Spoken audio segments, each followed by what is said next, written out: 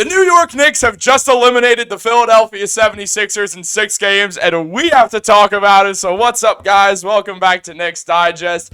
It's Chris here. The Patty's Pub shirt is on. Philadelphia, goodbye and good riddance. It has not been any fun playing your garbage city with your fans, who may or may not exist. The jury's still out. But yeah, it's victory lap time, boys. So welcome back to Knicks Digest. I trust you.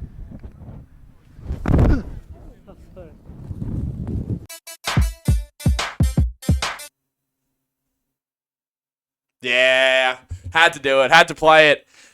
The New York Knicks have officially defeated the Philadelphia 76ers in 6 games. I mean, guys, that was a nail-biter of a series. Every single game was close, and I mean every single game. The one time it was in double figures was that game the 76ers did end up getting on us, and obviously they got 2 games on us. It was a great series. And I think if you're not a New York Knicks fan or a Philadelphia 76ers fan, you must have had the time of your life watching these two teams duke it out between 2 superstars in Joel Embiid and Jalen Brunson, and a handful of other great players along the way. I had some problems on the Knicks end of the game. I had some things that I thought were great. First things first, Donte DiVincenzo breaking out and finally getting on track was massive for the Knicks. They obviously would not have won that game had DiVincenzo not broken out. We all know who Donte DiVincenzo is. We know how confident, how competitive the guy is. He was in a shooting slump. Nothing lasts forever. He got it out of his head. He let the game come to him tonight. It was the first time Donte looked like he let the game come to him. And we got absolutely excellent results. But we know what happened. The superstar, probably the greatest Knick since Patrick Ewing, Jalen Brunson, got things done tonight. Someone cooked here.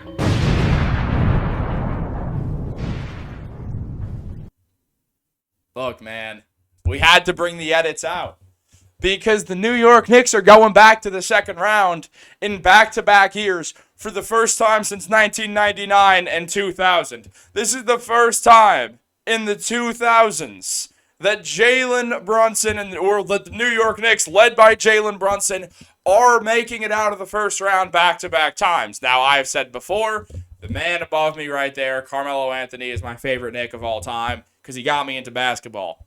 There is officially a real argument that Jalen Brunson is a better Knick than Carmelo Anthony ever was, and Brunson's been here for 2 years. This man has come in and done nothing but win for this team.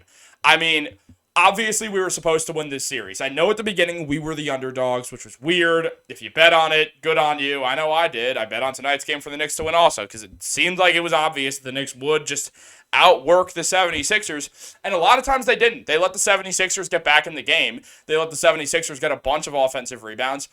And as much as I had a problem with that, you also do have to give him credit. Paul Reed worked his ass off. Joel Embiid is just a tremendous player. He deserves to lose that series because what he did to Mitchell Robinson was screwed up. Great job by Mitch. Great job by the whole 7-man rotation. Just to take a little dive into the stats real quick, OG Anunoby showed exactly why the New York Knicks traded for him on New Year's Eve of 2023. Isaiah Hartenstein, those floaters, always when we needed them. He couldn't really guard Embiid at all. It's the reason he's the one Knick with a negative plus-minus in the starting lineup. Jalen Brunson's Jalen Brunson. Josh Hart, another Josh Hart game, dude. 16, 14, 7, hit the 3. Hit the shot of the season. The New York Knicks moving the ball around, and Josh Hart, I mean, we look at this play. It gets a little wonky. Brunson throws the ball up. Hart just saves it, passes it to DiVincenzo, who throws another kind of wayward pass. The ball gets kind of thrown around a bit. Josh Hart gets it from Brunson at the top of the key. Tyrese Maxey has to choose. Do I guard Josh Hart with the ball, or do I guard Donte DiVincenzo waiting on the catch? Josh Hart did the perfect thing you do there. You fake that pass over to DiVincenzo because then Maxey has to make a move. You make him choose. Tyrese Maxey did the right thing. He guarded Donte DiVincenzo, the better shooter. However, Josh Hart made him pay, put that one in, gave the Knicks a 3-point lead that they did not lose. And the rest is history, man. And the New York Knicks are going to be playing the Indiana Pacers in the second round. And I am going to give Philly a little shout out here. Their role players finally came through after all the trash talk I gave to them. Buddy Hield showed up.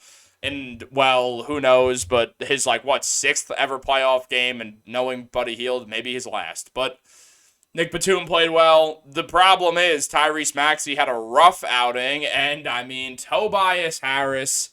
Thank you, Tobias. We know you're a New Yorker. We know you probably grew up liking the Knicks.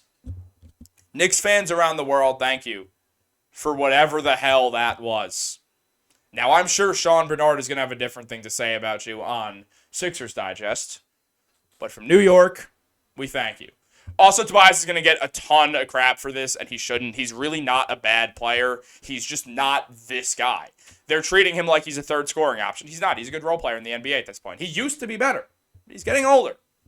Got paid a lot of money. It's a lot harder to get out of bed when you're in a king-size bed with those expensive silk bed sheets. It's a lot harder to get out of bed and do that 6 a.m. run. So you got to give it to Tobias Harris. Showed up for the Knicks tonight. That was epic. And look, Mitchell Robinson came in, showed he could guard any center in the NBA, gave Joel Embiid hell, gave it hell on the offensive boards. I would have liked to see him playing more. Hartenstein couldn't guard Joel Embiid, and Mitch could.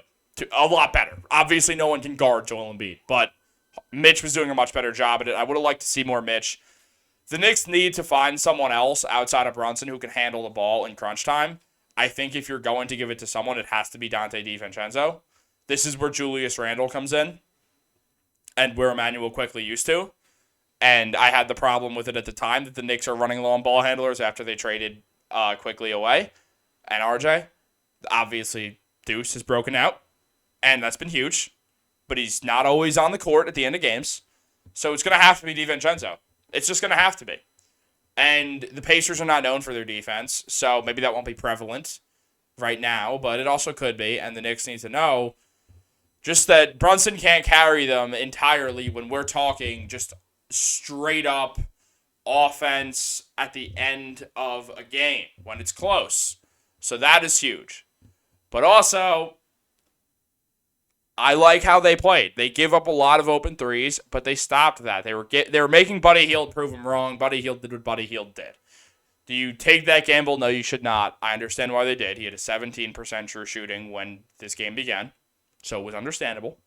But you don't do that to Buddy Hield. He's too good of a shooter, and he proved that. Knicks are going to have to guard threes against the Indiana Pacers. The Pacers want to run and gun. They're not going to play a lot of defense. They're going to make it an offensive game, hell or high water. The Knicks are the opposite. They're slow. They're grinded out. They're going to make it a defensive game. That makes for an interesting series. I find it hard to believe that either team, for the entirety of the series, is going to be able to make one team play the other's style of play the entire time. I don't think the Knicks will be able to make the Pacers have to play that slow, grinded out all season long or all series long. And I don't think that the Pacers are going to be able to make the Knicks try to run and gun all series long. I'm going to make my prediction now. I'm going to guess, and I guessed this for the last one too, and I was off by a game. I'm going to say Knicks in 5. I think the Pacers are worse than the 76ers. I also think there's going to be a game when the Pacers just get out in transition, they start getting hot, and then they do what the Indiana Pacers do. So I could see the Knicks losing a game. But I do think they're going to the conference finals, man. I think the Knicks are going back to the conference finals for the first time, and I wasn't alive the last time they went back to the conference finals. So this would be their first conference finals appearance of my life and many others who are either my age, 22 or below. So that's interesting. But it's all right, because the New York Knicks didn't lose to the Philadelphia 76ers. And this portion of the video, I'm just going to say, Philly fans, y'all think we're scumbags? You think we're scumbags? Look at you guys, complaining about everything. And then as Kelly Oubre is like, oh, they want to do all this, then they complain, and then they start crying. No, Kelly Oubre, we don't complain as much as the Philadelphia 76ers fans do. I mean, you guys are whiny. Every little thing. Oh, Jalen Brunson draws fouls. Joel Embiid, man. Joel Embiid. Man shot 18 more free throws than anyone else in basketball in the playoffs. Joel Embiid's going to have the most free throw attempts for half of the second round. So y'all can critique the New York Knicks all you want. Y'all can say New York is a bad city. It's better than Philadelphia. Y'all can say Joel Embiid's better than anyone on the Knicks. Sure. But the Knicks just sent y'all home. So the Knicks are a better team than the Philadelphia 76ers. Y'all can claim Embiid was half injured. Julius was fully injured. We're missing an all-NBA player. You're not. You got both yours. You got both your all-stars. We don't have both ours. And we just beat you. We just sent you home. In your own home. That we overtook. Twice. You guys are not the winning fan base here.